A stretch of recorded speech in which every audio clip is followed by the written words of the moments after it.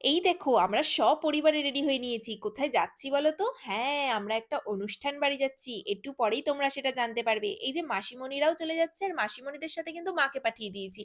আর রাস্তায় দেখো কত জ্যাম। আমাদের রাস্তাঘাটে এত জ্যাম যে ওখানেই অর্ধেক সময় চলে যায়। তো বলতে বলতেই চলে আসলাম। কোথায় এসেছি বলো তো? হ্যাঁ, আমার ননদের বাড়ি চলে এসেছি। যেখানে আগের দিন এসেছিলাম সেইখানে। আজকে ওদের হচ্ছে খাওয়া-দাওয়া। এমা ওদের খাওয়া-দাওয়া না, ওর শ্বশুরমশাই মারা গেছে সেই উপলক্ষে আজকে খাওয়া-দাওয়া। কি ভাবছো আমরা কি শ্রাদ্ধ বাড়ির ব্লগ করা শুরু করে দিলাম? না, না, একটু শুধু চেষ্টা করছি। আর এই দেখো পরিবারের সব লোক এক জায়গায় হলে এটাই হয়। সবাই মিলে হাসি, ঠাট্টা, আনন্দ, মজা ব্যাস দিনটা কিন্তু কেটেই যায়। চলো এবার খেতে বসে পড়লাম কারণ খাওয়ার জায়গায় কিন্তু অনেক ভিড় হবে তাই আমরা একদম ফার্স্ট ব্যাচে বসে পড়লাম। আর এখানে দাদা ভাইরা হাত জোর করে সব অতিথিদের আপ্যায়ন করছিল আর ২ দিদিভাই প্রদীপ আর ধুনো নিয়ে ঘুরে বেড়াচ্ছিল ওদের পিছন, পিছন। যাই হোক আমাদের এবার থালা আর গ্লাস দিয়ে দিয়েছে। তাই এখন আমরা জল-টল ঢেলে একদম প্লেট ধুয়ে খাওয়ার জন্য প্রস্তুত হচ্ছি। আর ১ম এই দিয়ে দিল লেবু আর ভাত। ভাতের পরে চলে আসলো শাক ভাজা আর ঘি।